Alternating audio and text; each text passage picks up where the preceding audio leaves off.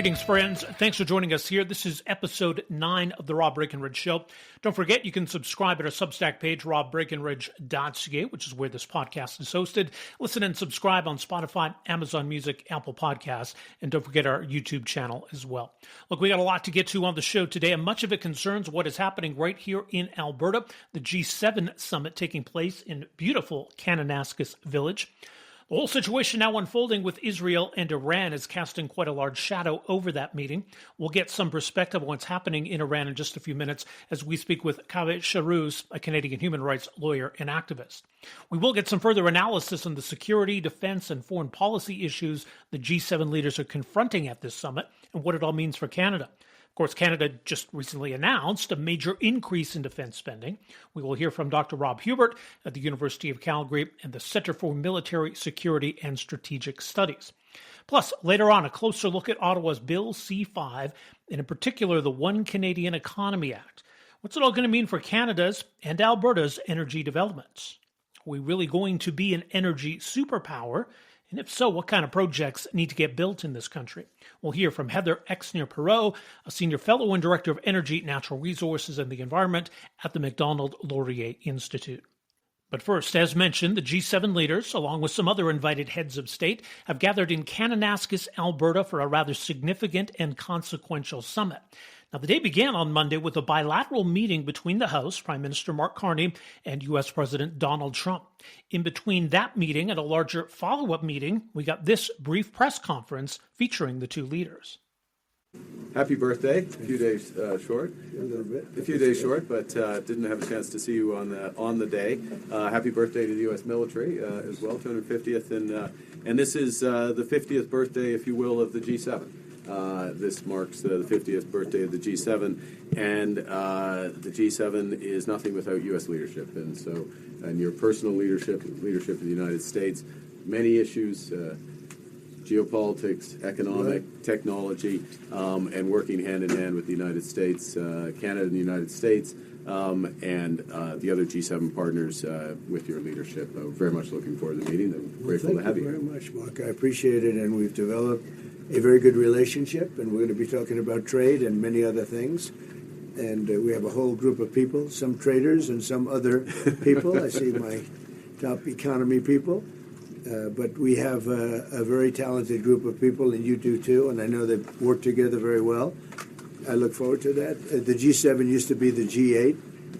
Barack Obama and a person named Trudeau didn't want to have Russia in. And I would say that was a mistake, because I think you wouldn't have a war right now if you had Russia in. And you wouldn't have a war right now if Trump were president 4 years ago. But it didn't work out that way. But it used to be the G8, and now it's, I guess, 8 years ago, it switched over. They threw Russia out, which I claimed was a very big mistake. Even though I wasn't in politics then, I was very loud about it. It was a mistake in that you spend so much time talking about Russia, and he's no longer at the table, so it makes life more complicated. But you wouldn't have had the war. Other than that, I think we're going to accomplish a lot, and I expect to. And I think our primary focus will be trade and trade with Canada, and I'm sure we can work something out. Yeah, very good. Thank you very much. Yeah, so much. Thank you very much. Mr. President, holding up a deal with Canada. How close are you Say to it. a deal? What is holding up a deal with Canada from your perspective? It's not so much holding up. I think we have different concepts. I have a tariff concept, and Mark has a different concept, which is something that some people like. But we're going to see if we can get to the bottom of it today. I'm a tariff person. I've always been a tariff. It's simple, it's easy, it's precise, and it just goes very quickly. And I think Mark has a more complex idea, but also very good. So we're going to look at both, and we're going to see what we're going to come out with something, hopefully. Mr. President, do you think a deal is achievable within days, within weeks? Is there that kind of runway? Yeah, it's achievable. Both parties have to agree. Yeah, sure. Mr. President, Israel and Iran, have you heard any signals or seen any messages from intermediaries that Iran wishes to de-escalate the conflict? Yeah. What have you heard? What have you heard from the Iranians? They'd like to talk, but they should have done that before. I had 60 days, and they had 60 days, and on the 61st day, I said, we don't have a deal. They have to make a deal, and it's painful for both parties, but I'd say Iran is not winning this war, and they should talk, and they should talk immediately before it's too late. And what would you say, in your opinion, what would it take for the U.S. to get involved in this conflict militarily? I don't want to talk about that. As you mentioned Putin, do you think that he should have a seat at the G7 today, that it should be the G8? I'm not saying he should at this point, because too much water's gone over the dam, maybe. But it was a big mistake. Obama didn't want him, and the head of your country, the proud head of your country, didn't want him. This was a big mistake. You wouldn't have that war. You know, you have your enemy at the table. Even I don't even consider him. He wasn't really an enemy at that time. There was no concept. If I were president, this war would have never happened. But likewise, if he were a member of what was called the G8 at that time, it was always the G8, you wouldn't have a war right now. Okay, so a couple of things stand out there. Number one, even though we could be close to some sort of a trade deal or agreement between Canada and the U.S., Trump is reiterating his fondness for tariffs. Perhaps he still does believe that other countries pay those tariffs, when in reality it's U.S. importers, U.S. consumers who pay those taxes. Regardless, though, it is a reminder that Trump isn't just using tariffs as a tactic to pressure countries into deals. He really sees this as something more permanent. That's concerning. Also, it's noteworthy to hear the president go out of his way to lament the fact that Russia is not a part of the G7. Now remember, one of the invited guests to this summit is Ukrainian President Vladimir Zelensky. It is a little odd for Trump to suggest that if Russia was still a part of what was then the G8, that we wouldn't have had a war. Russia, of course, was expelled from the G8 because they started a war, specifically their illegal annexation of Crimea in 2014. And by the way, Justin Trudeau shouldn't get any credit or blame as Trump sees it. Trudeau was not even the prime minister in 2014. It was Stephen Harper who, again, to his credit, led the charge to expel Russia from the G8 and even confronted Putin at the G20 summit later that same year and told him point blank to get out of Ukraine. That was real leadership. It's disappointing now to hear a U.S. president rush to Putin's defense while leaving out some very important and relevant facts. Now, for his part, Prime Minister Mark Carney didn't interject or challenge Trump in front of reporters anyway on any of this, but this could be a big source of tension between the U.S. and its other G7 partners. Coming up in a moment, as mentioned, a closer look at the conflict between Israel and Iran. Why was a nuclear Iran such a threat? And could this conflict actually help usher an end to the oppressive Khomeiniist regime in Iran? You're listening to The Rob Breakenridge Show.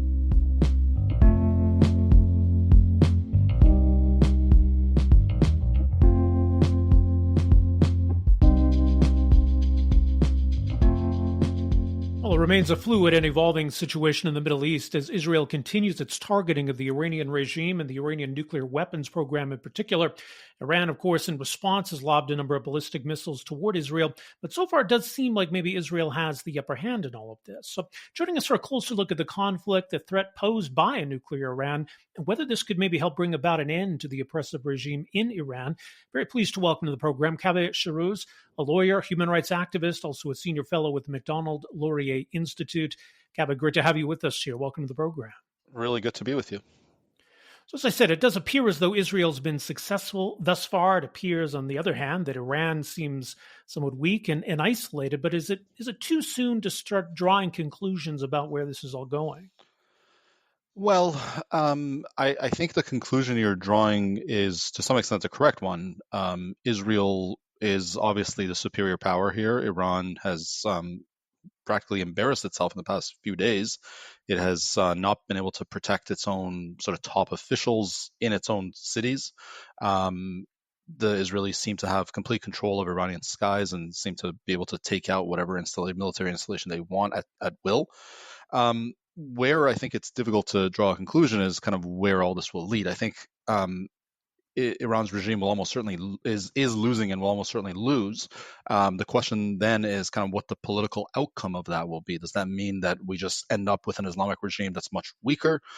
Is the regime going to be toppled by its own citizens? Is it going to be toppled through this Israeli action? That part is the part that's unclear. But I don't think there's any scenario in which Iran ends up prevailing in this conflict. Israel obviously saw some urgency in responding. It's hard to know where Iran was at, but I mean, it's pretty clear that there was an aspiration there to become a nuclear power. What kind of a threat would that have posed? I think a significant one. I don't think the Israelis were exaggerating the threat from Iran.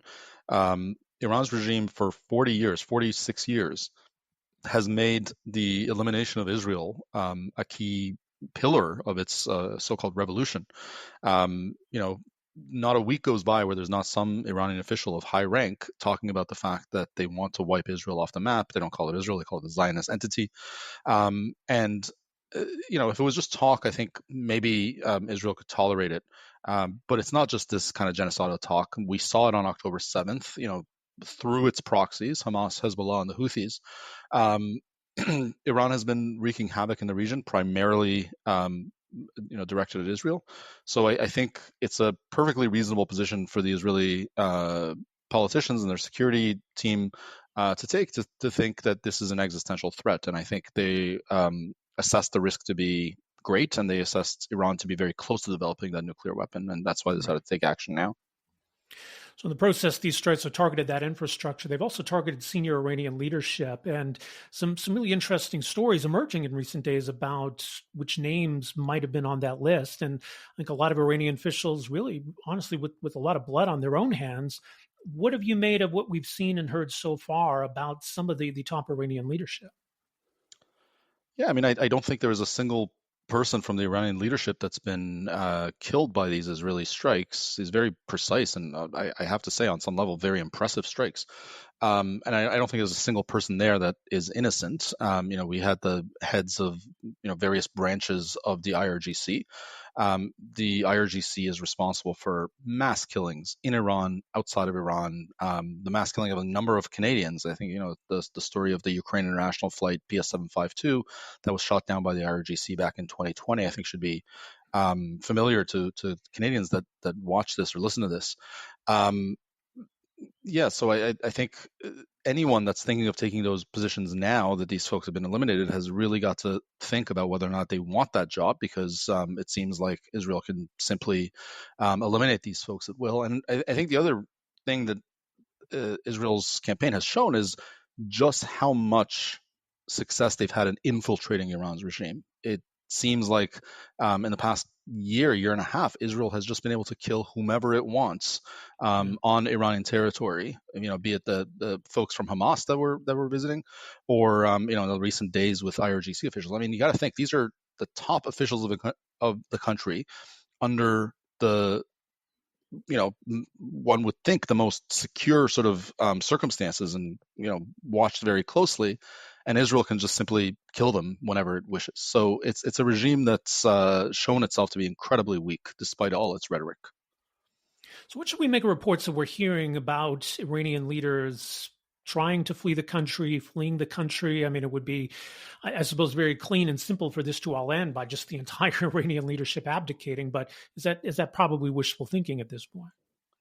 It's hard to say. We're operating in a very bizarre and polluted information space at the moment. There's a lot of rumor mongering, some of it just by social media users, some of it by state-based actors that want to psychologically affect the other side. But I don't think it's inconceivable that some regime officials would have been thinking about the possibility of this day coming and preparing for it. Again, those of us that live in Canada know a lot of regime officials have their money parked in bank accounts here in Canada. They, in many cases, have permanent residency or even Canadian citizenship. They've been thinking about the possibility of escaping. So I think it will happen. And aside from this, a footnote here is that I hope our Canadian government takes that threat seriously and is on the lookout for these folks that are fleeing. But I think that's one possible endgame where these folks decide that they just don't want to continue to fight. I actually think that might be one of the best possible outcomes. And in my own sort of small way, I've been encouraging folks that have some standing in the opposition to actually encourage regime officials to break with the regime, either to come over to the people's side or to just kind of leave the country, take your money and go. And that way you avoid bloodshed and actually hasten the end of this regime. For the Iranian people, and I mean, in recent years, we've seen a real pushback against the regime, quite a protest movement, as difficult and dangerous as that is for Iranian citizens. At the same time, there's concern, I'm sure, where on the one hand they've got this repressive regime they're living under, on the other hand they're sort of at the mercy of this foreign power and how they're going about this campaign. So, what would your advice be then to the Israelis, keeping all of that in mind? Great question. I'm actually just working on an op-ed. Not that Prime Minister Netanyahu is going to read my suggestions, but it's precisely about this point. Like, what would I recommend?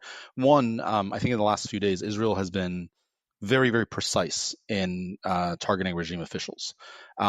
I think Israel ought to do everything it can to continue that. It has a fair bit of goodwill, I think, among the Iranian population at the moment.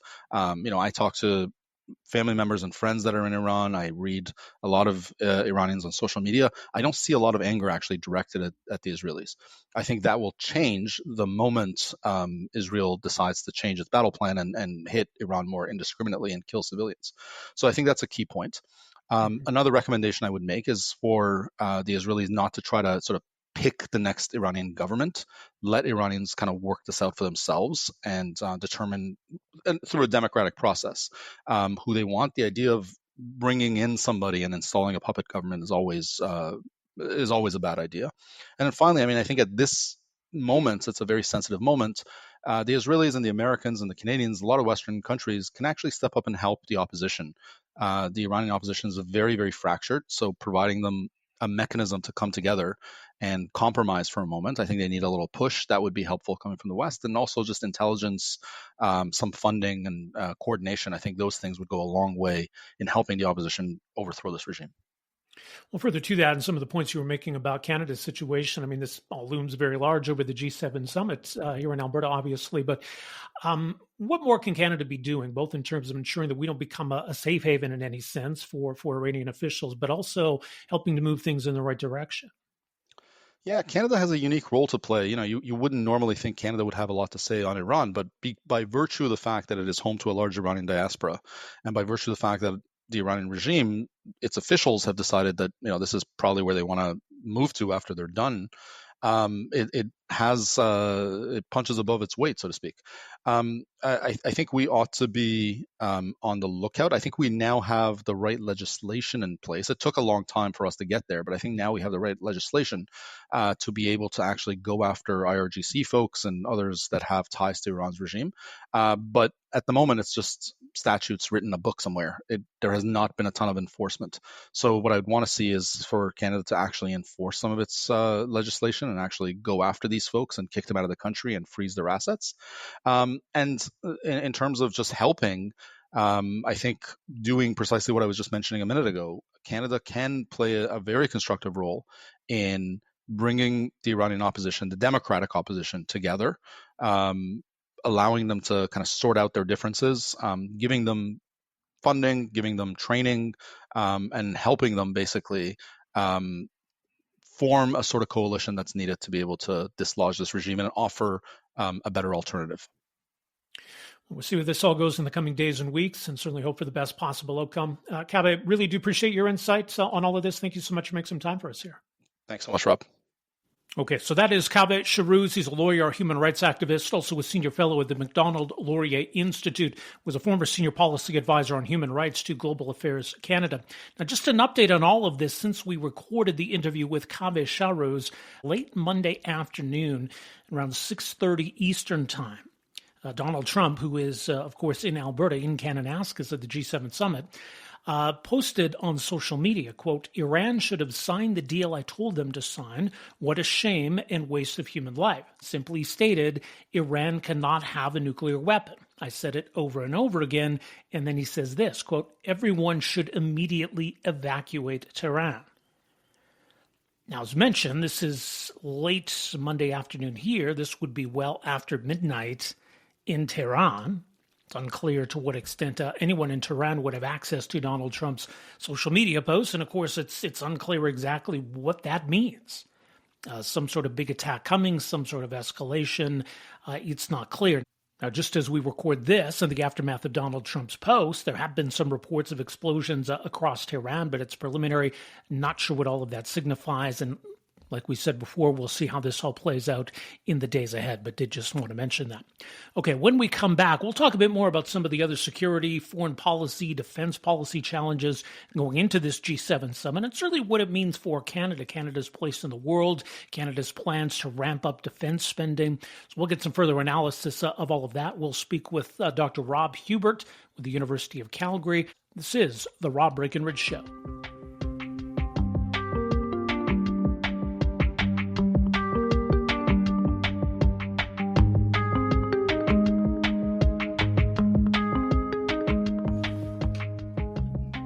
Joining us for more on some of the big security and defense issues around this very consequential G7 summit happening right here in Alberta. Very pleased to welcome to the program Dr. Rob Huebert, professor at the Department of Political Science, University of Calgary, and interim director of the Center for Military and Security and Strategic Studies.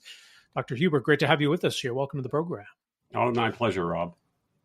Well, now suddenly we've got the shadow of this Israeli attack on Iran and a conflict there kind of looming large over this summit. How big an issue is that, first of all?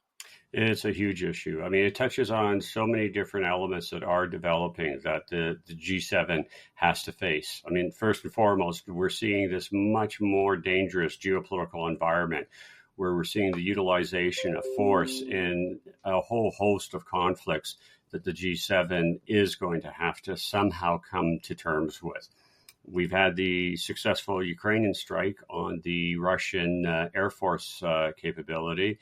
Now we have, of course, the Israelis attacking Iran, and we know that the Iranians will probably try to come up with some form of reaction. But it also ties into the bigger picture, of course, the American, and to a lesser degree, the European efforts to deal with the nuclear program of Iran. And so all of this makes it very dangerous and very, very complicated. Well, indeed. I mean, even before this, I think we knew that the stakes were high for this summit. We think back to previous G7 gatherings. I mean, how much does this one stand out? How big is this summit?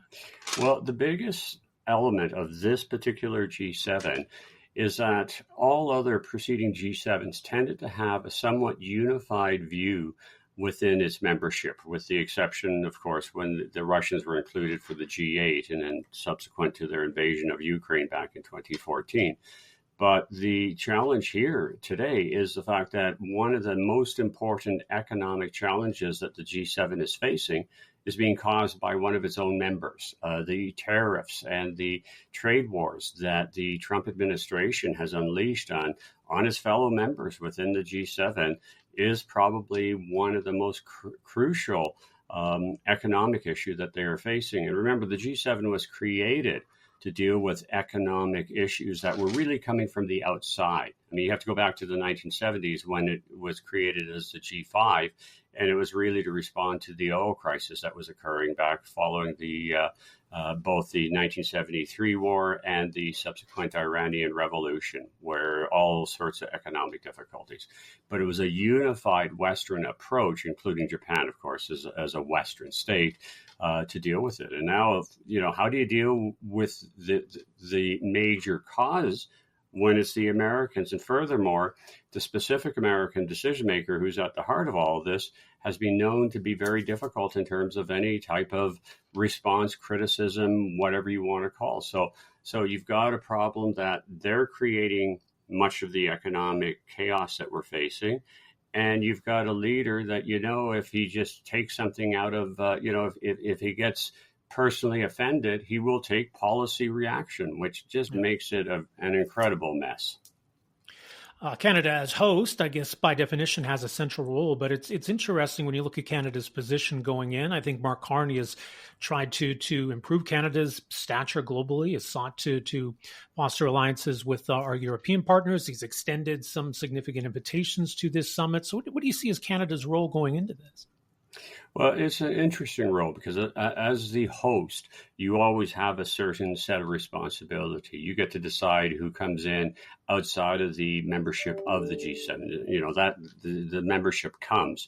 But for example, we see Carney inviting the Prime Minister of India, bringing in the President of Mexico. These are at the bequest of the host nation, and so it's Carney.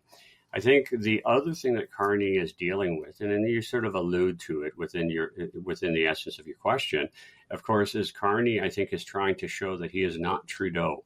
And because we look at so many of the Trudeau policies that I think quite problematically that our G7 partners saw as making Canada irrelevant within the international sphere, particularly when you look at the defense component of Canadian policy, where there was always a lot of talk, but very little action in terms of what we actually were doing from a defensive perspective, where the Americans, of course, started seeing us as a free rider even before Trump gets reelected in the second term.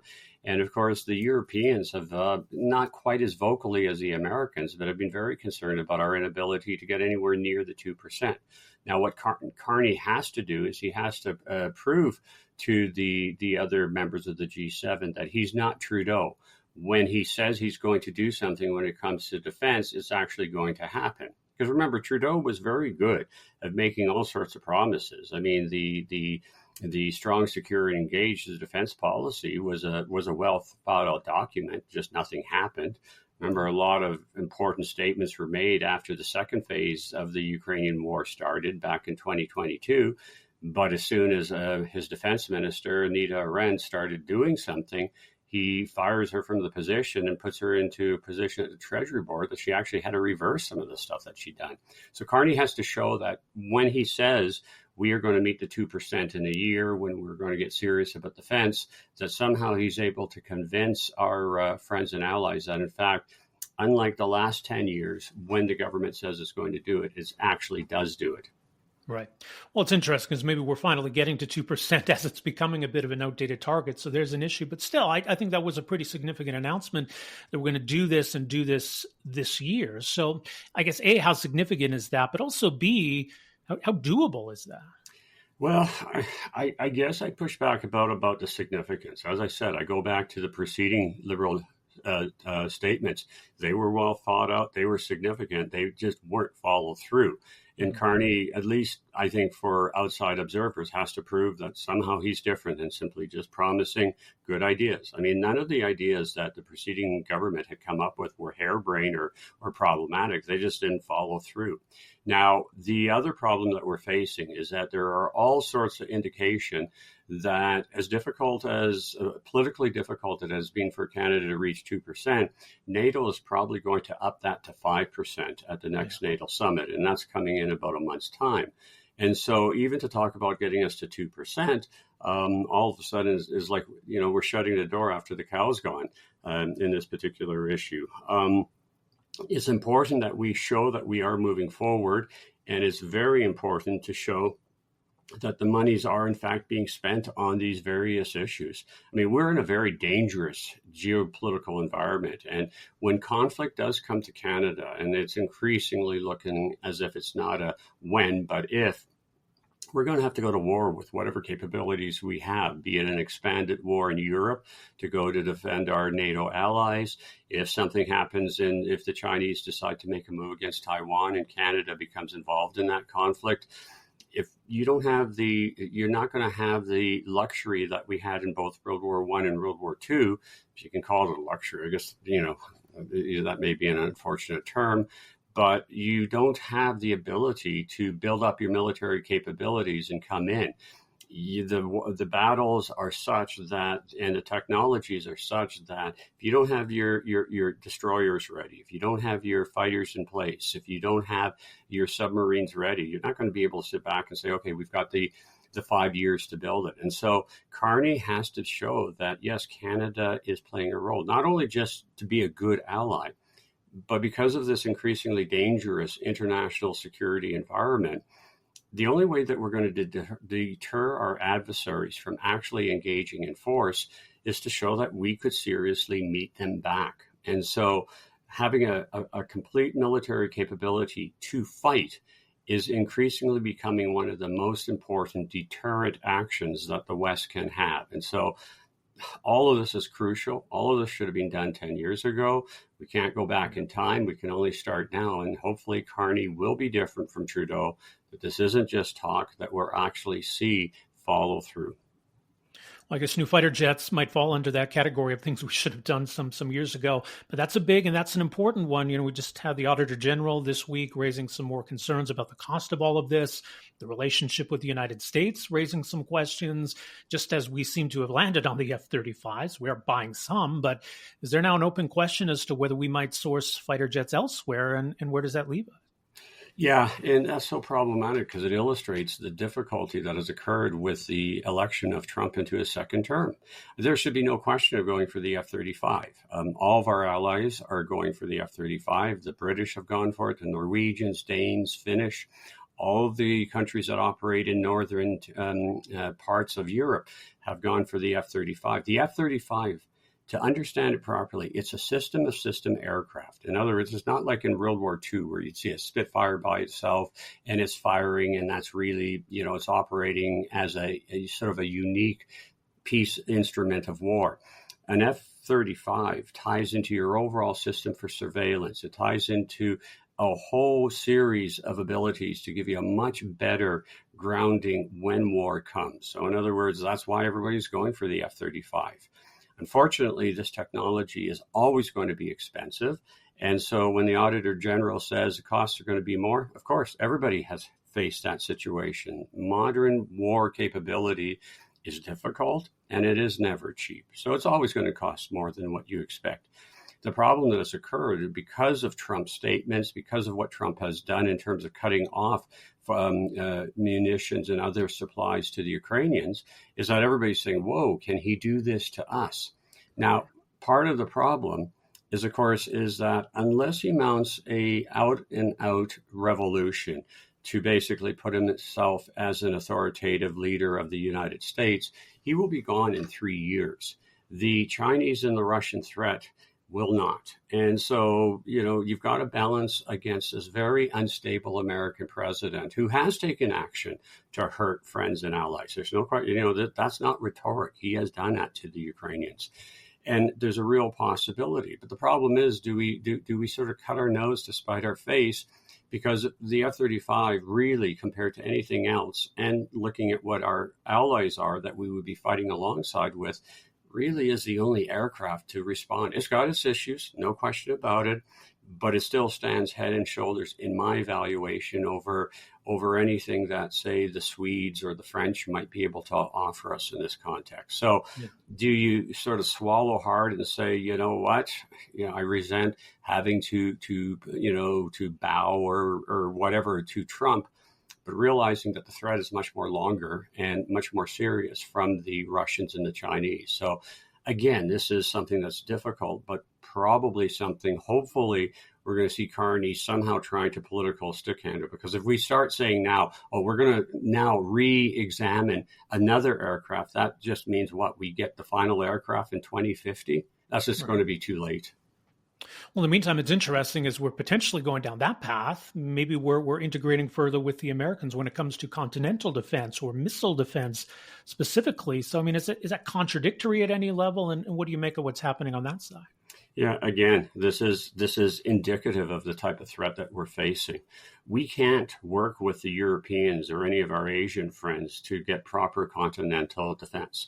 You can't have a satellite system that is going to give us warning of, say, Russian hypersonics or Chinese hypersonics for that matter, or entry of, say, Russian submarines in or near any of our approaches with European allies. They can help, but it's with the Americans that the systems are so fast. You don't have the luxury of saying, okay, we're going to sort of have a detection system with the Europeans.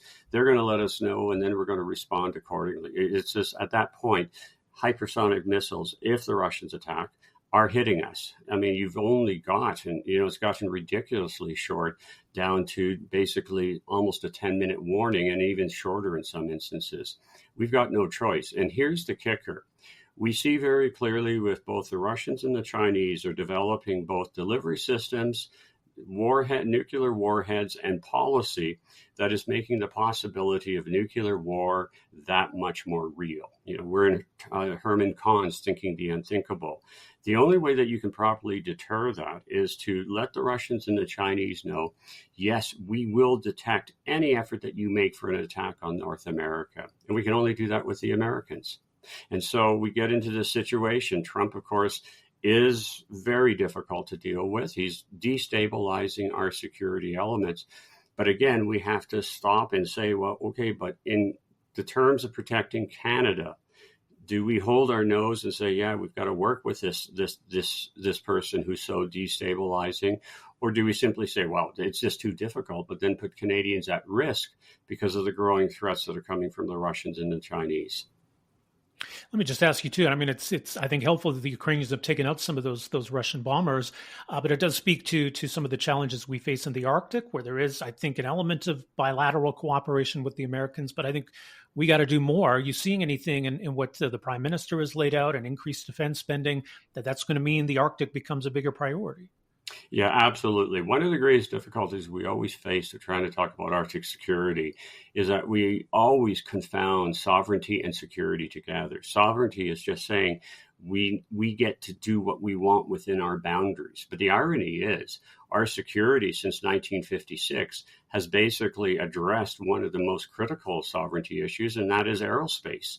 We basically worked out through the NORAD agreement with the Americans that has been upheld through that period with both Republican and Democratic presidents with no problem, where we have a shared aerospace. And so we can respond, as we showed when the Chinese sent their balloons through northern North America. We can respond seamlessly with the Americans. And again, the Russian and Chinese technology requires that in fact does it. But here's the kicker again. Trump becomes so problematic because as soon as he starts talking about annexing Canada, and I mean, when I see Haregrath announcing that he's got a plan for the invasion of Greenland, and we're sitting there going, why, on what rational process? Because both of them say they understand, the Americans say they understand the Russian and Chinese threat, though, of course, there are the issues about Trump's relationship with Putin. But why would you be upsetting two of your critical Arctic allies at this point in time? I mean, it's insanity, quite frankly, and not clear at all what the American administration is trying to do. But again, we get back to this issue. For Canada to actually be a meaningful deterrent to the possibility of either Russia or China thinking that things have changed enough that they could actually take the chance of launching a nuclear strike, it wouldn't be a full-out blast. We're not talking about sort of the type of scenarios that we had during the Cold War. We're talking about either taking out the decision-making capability of the Americans, i.e. Washington, or taking out their ability to see and react. So you're taking out sort of your warning sights. You're taking out the capability. So you're trying to blind and befuddle the Americans for that period in time in which you make your move into Poland, into Baltics, and then you sit back and say, okay, now what are you going to do? The only way that you deter the Russians from doing that is saying, no, you're not going to get a surprise strike on us. You're not going, we're going to detect it, and we will have the capability of responding to you. We need to do that again with the Americans, and the Americans are just making it so difficult with the last 100 days of what Trump is doing. I mean, nobody understands why he would be doing that, because that is undermining American security, which he says is the number one thing that he wants to be doing. Absolutely. Well, big moments, an important summit. We'll see what comes out of it. Professor Huebert, we'll leave it there. Appreciate your insights on all of this. Thank you so much for joining us here. My pleasure, Rob. There you go. Some great insight from Dr. Rob Huebert. He's a professor of the Department of Political Science, University of Calgary, and is also interim director of the Center for Military Security and Strategic Studies. That G7 summit wraps up Tuesday, and we'll see what comes out of all of this. Coming up in a moment, we're going to talk about one of the Prime Minister's central pieces of legislation, Bill C-5, which includes, of course, the One Canadian Economy Act, which is meant to unleash some of these big nation-building projects, or projects that would be in the national interest, projects that could then get fast-tracked. What is the possibility that that could include a new pipeline infrastructure for moving bitumen, maybe new natural gas projects? We're going to hear from Heather Exner-Pirot. She is a senior fellow and director of energy, natural resources, and the environment at the Macdonald-Laurier Institute in Ottawa, special business advisor as well to the Business Council of Canada, also research advisor to the Indigenous Resource Network. We'll get her thoughts on where things are at in this idea that Canada can be an energy superpower. What are we going to have to do to make that happen? What is the likelihood or the possibility that we're going to see new pipelines built? And what about supply and demand factors? Right? Is there a need for new pipeline infrastructure? Where are we at on LNG capacity? All of those big questions. We'll get into that shortly. My name is Rob Breakenridge. Back with more right after this.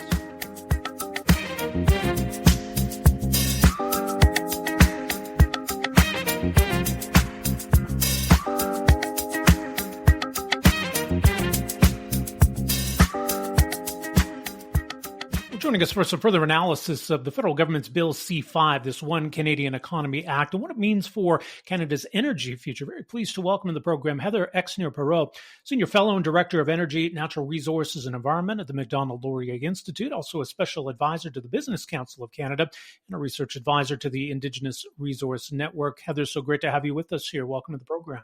Yeah, happy to be here. This does seem like a bit of a sea change. You look at all the delays we've faced in the past and getting new projects built, the idea of expediting projects that are in the national interest. How big a change potentially is Bill C-5? Well, at a philosophical or cultural level, it's a big change. And I think that, out west and in industry in general, there's been a lot of enthusiasm, cautious optimism, we often say about the Carney government, about the Minister of Natural Resources and Energy, Tim Hodgson, and what they've been saying and doing. So delighted to see that, the bill that is, kind of the marquee bill of this government initially is to build bigger and faster. And as people like to say out here, we are opening for business. Not quite open, but it looks like we're opening for business. Right. There's also the question, I guess, in terms of where pipelines fit into this, and the question of, do we need a new pipeline, right? There's some talk of expanding existing infrastructure like Trans Mountain, but I guess as we assess the need question, how close are we to another capacity or egress issue in your view? Yeah, and all this came up, because Minister Guilbeault mentioned that we're only at 40% utilization of Trans Mountain, which was not correct. In fact, the CEO of Trans Mountain, probably correcting the record, was in the Globe and Mail last week saying we're actually at 90%. And there's been strong demand for Canadian oil. We've seen the differential between the Western Canada Select, our crude mark, our benchmark crude, and the West Texas Intermediate being very narrow, historically narrow for the last few months. And so we know there's strong demand and we know we're coming up to the end of it. So it's expected now that certainly by the first quarter of 2027 is when we'd probably run out of capacity in Canada or egress. If Enbridge expands its main line down to the United States, which is planning to do, that will go to 2028, but we'll still be in this crunch in 2028. That's not very long in oil and gas terms. So very much looking, first of all, to expand Trans Mountain itself, which we could add a couple 100,000 barrels with some improvements. But then we need that other big pipeline starting to come on board. Yeah, so a bigger TMX doesn't preclude the need for another project. All of the above. Yeah, we will need it. TMX will buy us some more time, but it won't get us out of the pickle we're in. Now, it's interesting. BC's energy minister has suggested they'd be fine with making TMX bigger, having some new pump stations. Clearly, there's some uneasiness or even opposition with regard to a new pipeline project. But I mean, ultimately, this is federal responsibility and jurisdiction. As much as Mark Carney has suggested, I don't know, maybe he would defer to objections. What about that uncertainty? Yeah, so we're talking about a Northern Gateway style project, maybe finishing in Prince Rupert instead of Kitimat, which is a bit further, but at least some of the concerns that people had originally with Northern Gateway. That is the one certainly that Premier Smith has been saying is the top of their list, and even talked this week about a 42-inch pipe holding 1 million barrels. So that's the kind of capacity that we're looking for. We do know from Trans Mountain that, Justin Trudeau and his government did push that through, that there was no consensus required. There was a lot of, legaling and judicial judgments that made that very clear. We know that very specifically in the case of BC and pipelines and bitumen, that they don't have a veto. We don't require their consensus. But certainly no one wants to go through the drama and building a $34 billion pipeline either that having opposition entails. And so if you could get some political signals that they're not going to use every tool in the toolbox to block this pipeline, as they did with Trans Mountain, then you're going to be able to bring the cost of that pipeline down by billions of dollars, and the business case will be even better, and maybe even attract a private sector proponent to do it. Yeah. I think that it's important to know that it would be deemed to be in the national interest, because I guess projects that don't meet that threshold, we're still stuck with the Impact Assessment Act and all of its problems, aren't we? Well, and this is the thing about Bill C-5. Again, on the exterior, it's good to see the government so committed to building big things, and everyone likes to see that. But it certainly doesn't solve all our problems. If we're talking about 3 or 4 or 5 national building projects that politicians choose, that leaves the other hundreds, that are in the queue in various, stages of federal and provincial regulatory processes, wondering, what about them? That they maybe competitively disadvantaged if a competitor gets chosen to be a project of national interest, or if resources from our regulatory system get directed just to those handful of projects and not to the ones that are already in the queue. So initially, people willing to give the benefit of the doubt and say, yes, it's good that we want to build. There's a handful of projects maybe that we do need to build, but ultimately it's the whole system that is going to need to improve, that we're going to need more regulatory efficiency. And I always say, you could build 6 pipelines. You could have 6 pipelines in the projects of national interest. If you have an emissions cap, you're not going to fill a single one of them. So you could build railways and ports. If you don't improve mine permitting, there's nothing that's going to be using those railways and those ports. And so it's not just about a handful of infrastructure projects, important as they may be. It's the whole ecosystem for investment here in Canada. I guess there was the demand question. There was something else that Stephen Guilbeault talked about in his comments that you alluded to, that, suggesting we're near the peak of demand. Got quite a different assessment from the Secretary General of OPEC, who was speaking in Calgary at the Global Energy Show, talking more like 2050. Mm-hmm. This is all relevant and important, of course. What's your sense of where demand trends are headed? Well, demand trends have only ever gone one way. And that's up. And if you look at a line, what are they comparable to? Population growth. And so there's not much of an expectation that we'll have less energy demand and more population growth. That's never gone hand in hand. Right. And we know that we're at 8 billion people, and we'll soon, eventually be probably peaking at 10 billion people. And on top of that, you have energy demand from artificial intelligence, from air conditioning, and just people's, sleeping life getting better, especially in Asia. 4.5 billion people, and we expect about 1 billion of them to move from the lower income to the middle classes in the next decade. So it looks like energy demand has no way to go but up. But the other big thing that we had to consider here in Canada is that it looks like American oil production is peaking this year also. And it used to be taboo to say that, and no one wanted to hear a Canadian tell an American that, their oil production was peaking. But actually this week, the EIA said it, the American Energy Information Administration said we've probably seen peak shale. So somebody is need to going to account for the growth that the United States itself has accounted for, and also backfill if we see some decline in production for the United States. And the obvious country to do that, and I hope it's not Saudi Arabia or Iran or Venezuela. That would introduce a lot of other problems. It better be Canada that's filling that supply gap. Absolutely. And that's oil and that's natural gas too. And, it took us so long, I think, to catch up to where many other countries were on our LNG export capacity. We're kind of there now. And we're actually seeing, I think, some pretty exciting things happening on that front.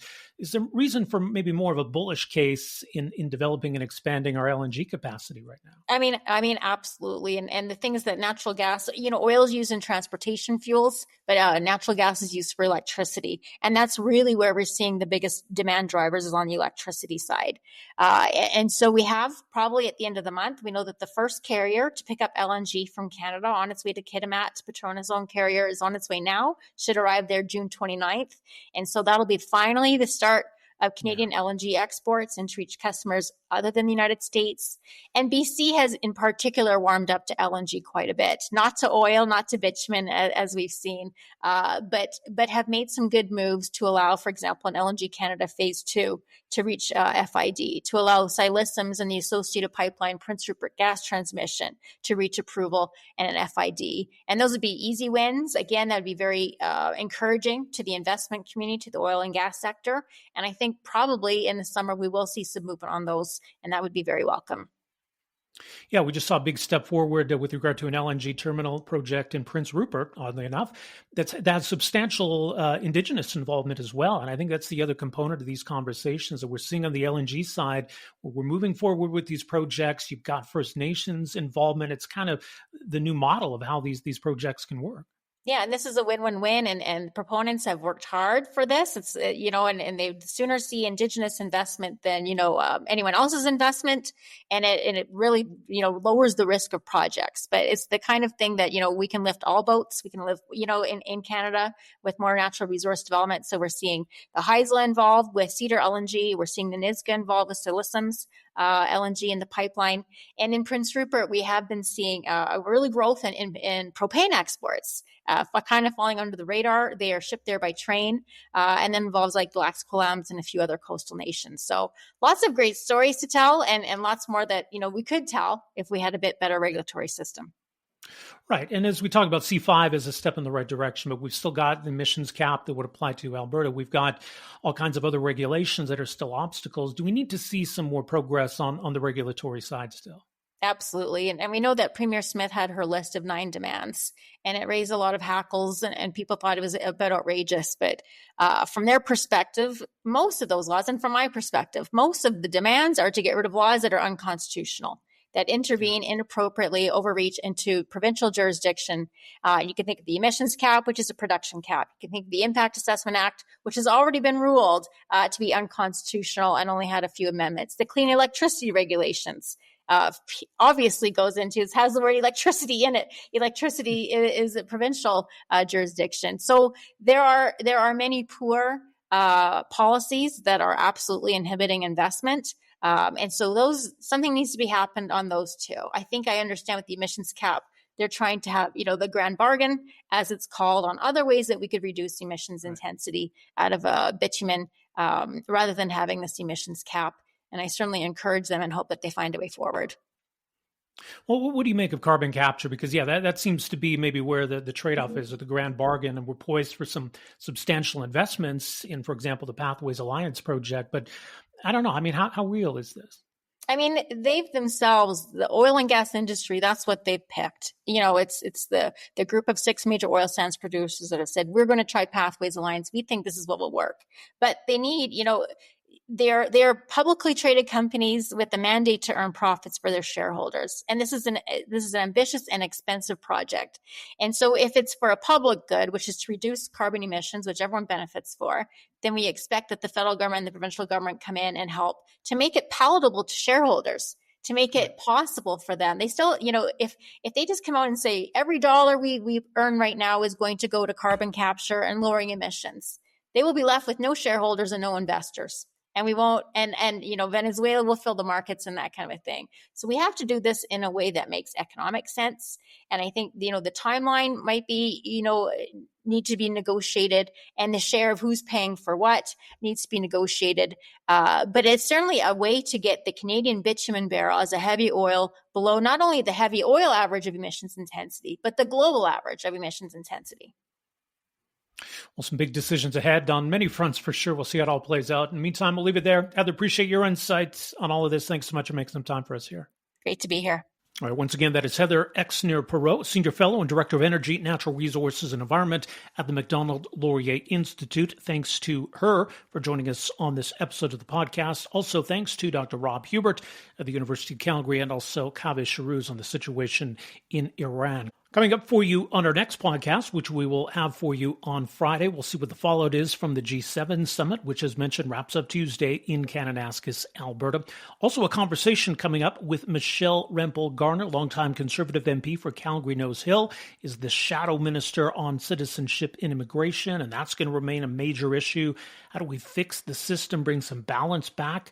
And we'll clarify, has the Conservative position on immigration change. So we'll get into all of that. Plus, I'm really curious what she's hearing from folks in Alberta, just with all the kind of frustration, alienation, everything going on right now.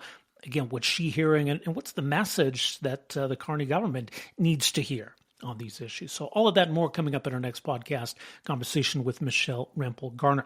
In the meantime, don't forget you can find us at our Substack page. Follow us there, robbreakenridge.ca. That's where this podcast is hosted. You can also listen and subscribe on Spotify, Amazon Music, Apple Podcasts, wherever you get your podcast, and also content on our YouTube channel. Thanks for joining us here. My name is Rob Breakenridge. We'll talk to you later this week. Take care.